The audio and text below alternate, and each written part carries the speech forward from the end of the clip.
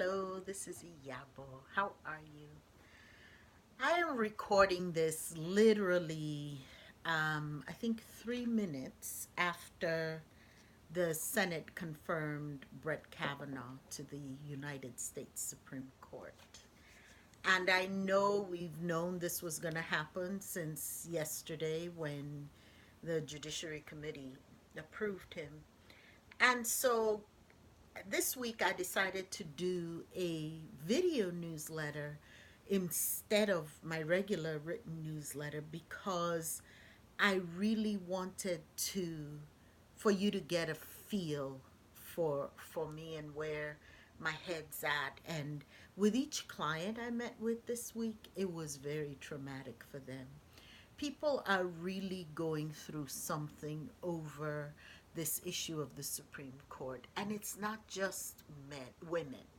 Men are also, some of my male clients and friends and family are also going through something. So I wanted to just take a few minutes. I don't expect this to go too long. I'm not trying to go on and on about anything, but I just wanted to give you some tools for the week, right? So I'm calling this video Possibilities Circles Over Triangles, and you'll see my eyes shifting as I revisit my notes behind the camera. So, for me as an immigrant woman, I find myself oftentimes seeing situations through a lens that is mostly uncommon to Americans. I live in America, of course. And it's uncommon because Americans have imperialism, right? America's the greatest country in the world, or whatever. It's a first world power, whatever we say. And so everybody in this country, especially that's indigenous to this country, both in terms of Native Americans and white Americans and African Americans, you see things through this lens of being at the top. And just like you can't see what's at the bottom from the top, you have to go to the bottom and look up to see the different layers, right? Just like that's what happens with seeing things from top. That's what happens a lot of times with America's perspective. I feel like America has lost her place in the world in many ways, and of course, only time will tell. I mean, who am I? I don't get to determine that, right? But the reason is that when you're at the top, supposedly, you should have gone through all these steps to get to the top. And when you don't go through those steps and you don't ever make decisions that impact quote unquote people at the bottom, you lose your magnificence, right? So, the intercultural skill that leaders have to develop is the ability to see different layers. And that's what's missing. And that's what we're reacting to. So, let's take a couple of words and play with them right now. So, patriarchy, we all know about patriarchy, triangle. There's only room enough for one at the top. That's different from hierarchical structures, right?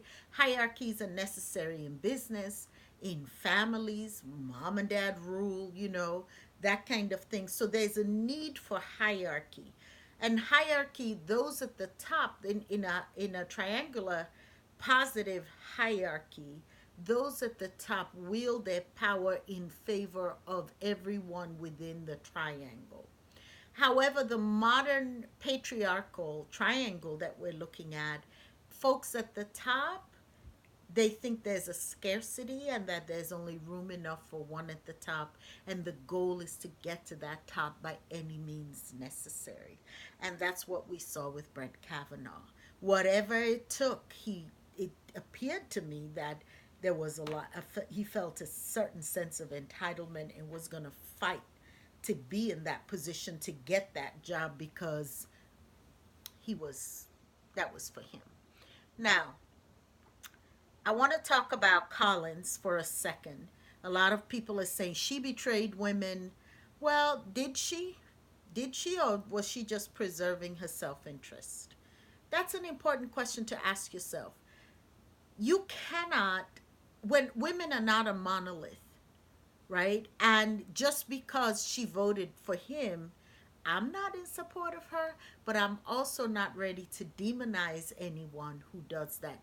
You see, the culture she came up in is that triangular culture. And they made a place for her and they kept her safe. And so she is there protecting that triangular culture because it's all she knows. This is why you have to make sure that that is not all you know, that you have options and models of culture from other parts of the world that inform your worldview. Your worldview cannot be the narrow, this is it kind of worldview. As women, we're naturally communal, right? It is in our nature.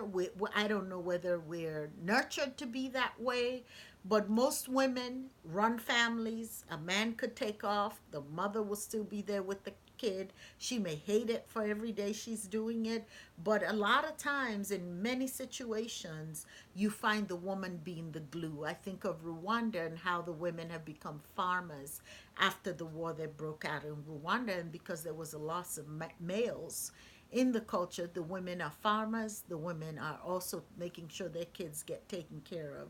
I think of Sierra Leone, I think of Malala. A lot of times women are the ones speaking for marginalized people. And so, as we talk about gender, it is not just the gender of your body, it is the gender of your mind, right? So, women, many times you find women who are in power, their concepts of power are based on these male patriarchal concepts of power, and they feel they're near the top of that triangle and they're fighting to stay in that triangle. So, you can be a woman wearing a masculine patriarchal model of power, right?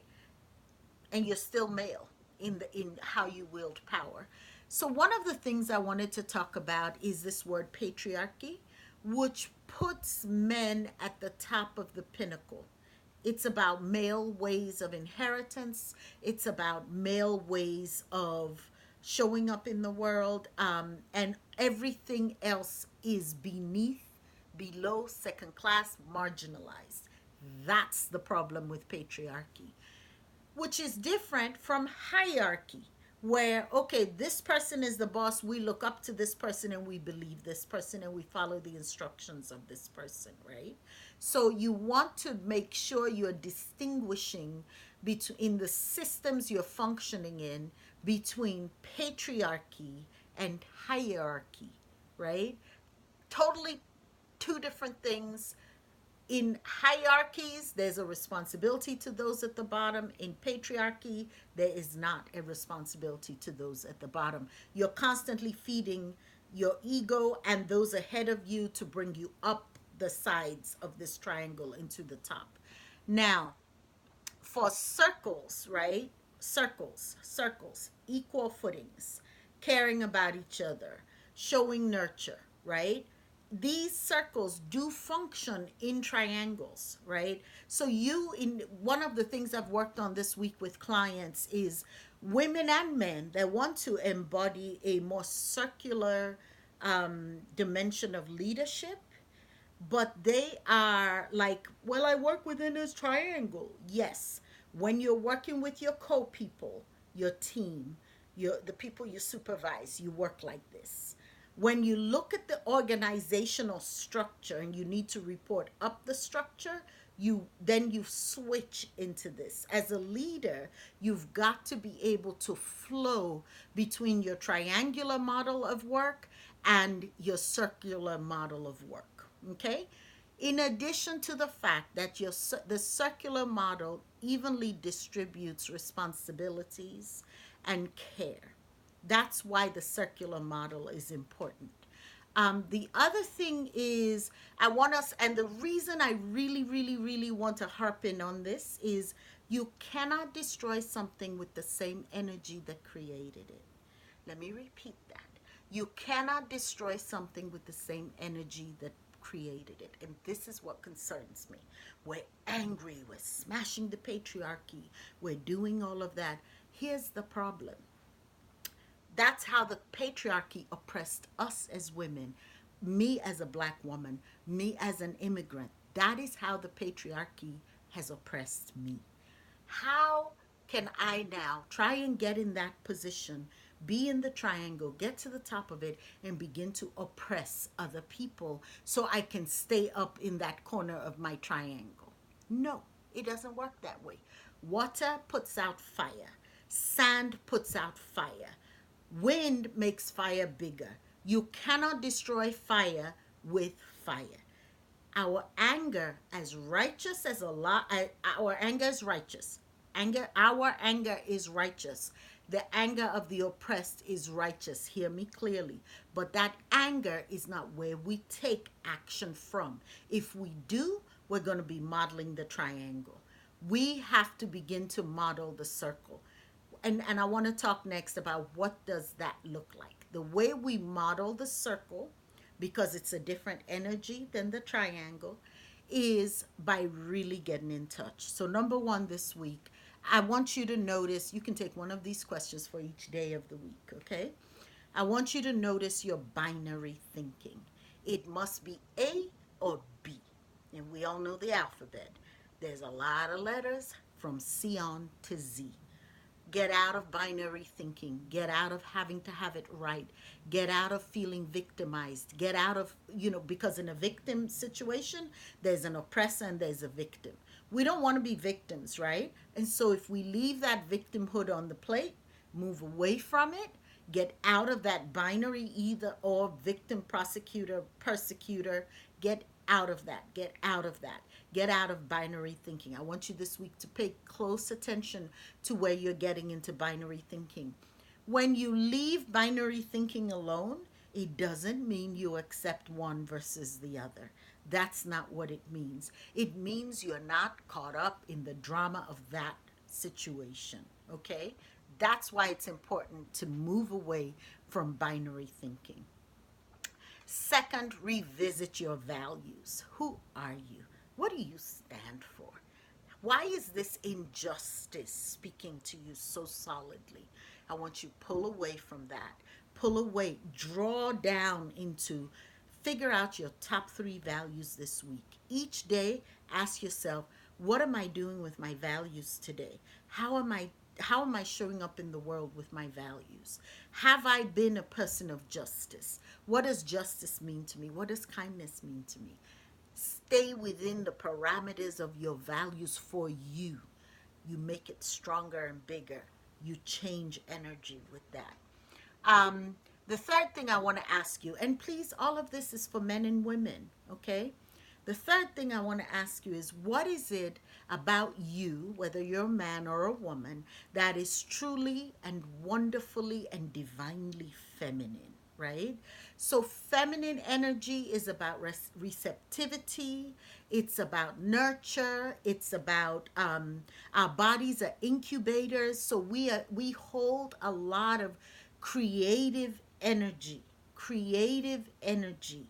We're incubators. We hold ideas. We work with them. We massage them. We make them happen, right?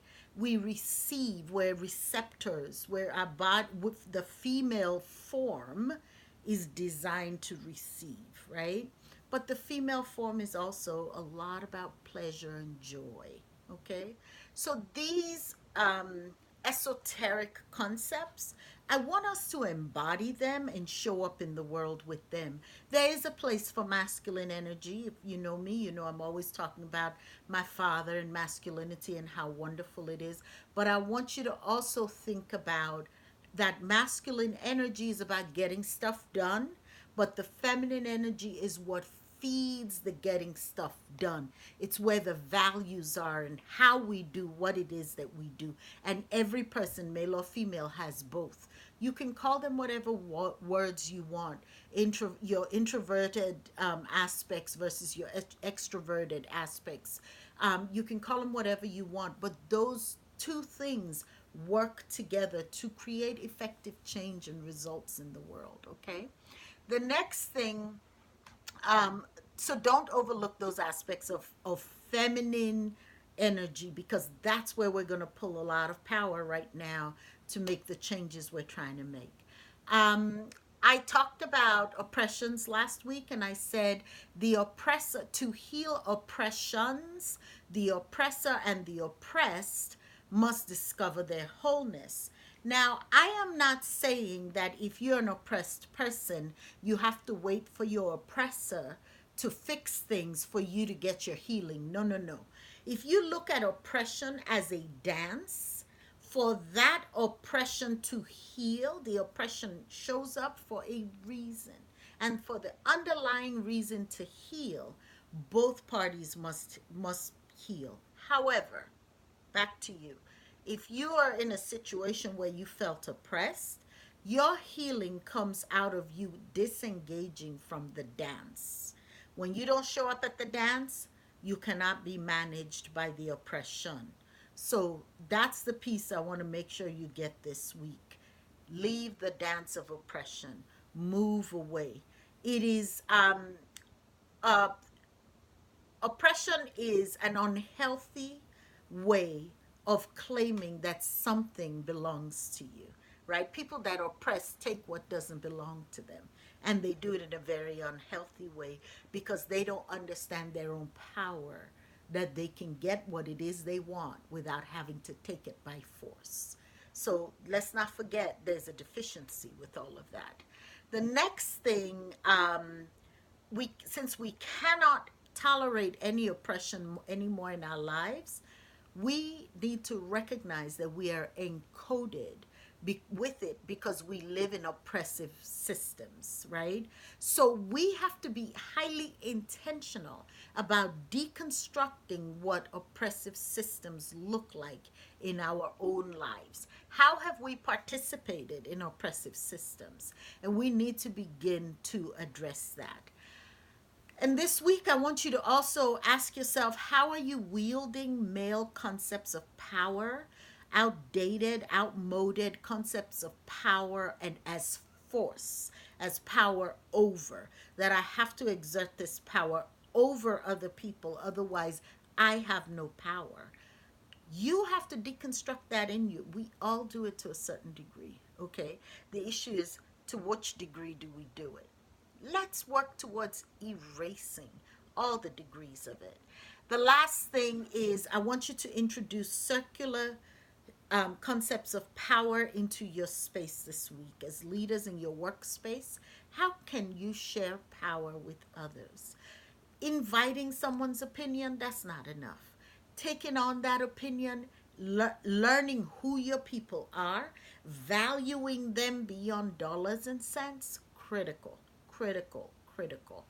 The other thing is the way you introduce circular shared power in your own space this week is through your own vulnerability, right? So imagine if a Brent Kavanaugh had said, I was a teenager. I know I blacked out a good couple of times. I don't know what happened. I honestly don't know what happened. That vulnerability does not mean powerlessness. But to those that use power over, it means powerlessness. It means weakness to them.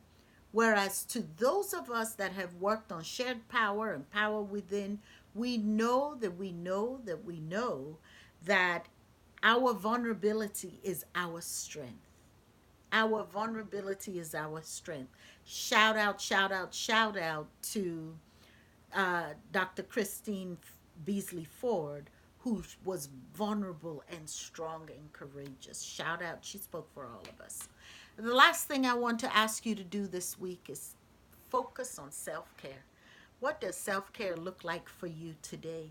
In the midst of politics, feelings of powerlessness that may come up, your awareness of octaves of marginalization, grief, this loss we feel about justice being politicized and bastardized. It's caused me grief, and it's caused all my clients grief, right?